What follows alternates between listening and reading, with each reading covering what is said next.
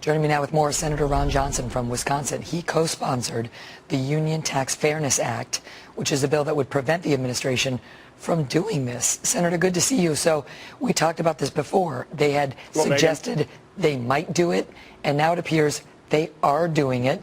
Can it be stopped? Well, we're hoping so. You know, last time I was on here, and this is Senator Thune's bill, and I'm a co-sponsor.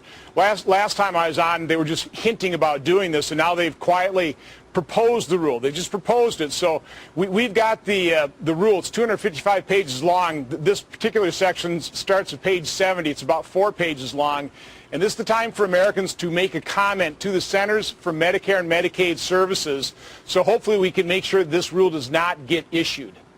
Now, the problem with this is not only does it give the unions, a big kiss, basically, in the form of dollars, but it leaves the rest of the people who are supposed to be paying this tax, which amounts to $25 billion, it's meant to cover the pre-existing condition coverage, footing the rest of the bill. So now their bill is going to go up, right. And HHS was asked about that, Senator, and they said it is true that the fee will be higher for the other plans that still have to pay the fee.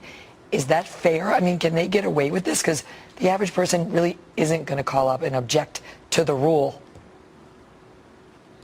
No, it's not fair at all, and that's exactly what's going to happen. Is everybody else will be paying a little bit more in terms of their reinsurance fee. And Megan, basically what this is a political payback. This is trying to rally his base, which he is losing, and it's just simple cronyism. So he's rewarding his political cronies, and it's not fair at all, which is why I think Senator Thune had a pretty good title for his bill, Union Tax Fairness Act. We need to insist that this president treats the unions fairly, actually treats all Americans fairly in comparison to the unions.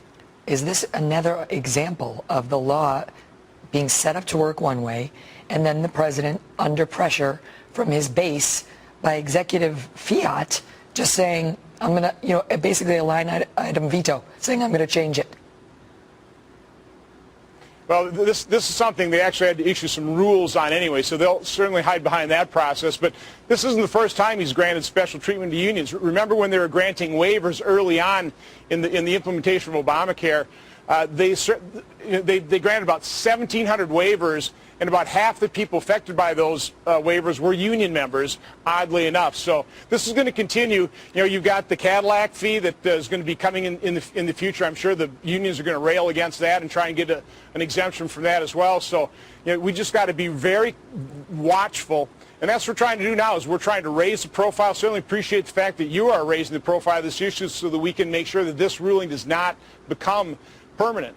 People need to know what's going on. They need to pay attention. Senator, good to see you. Thank you.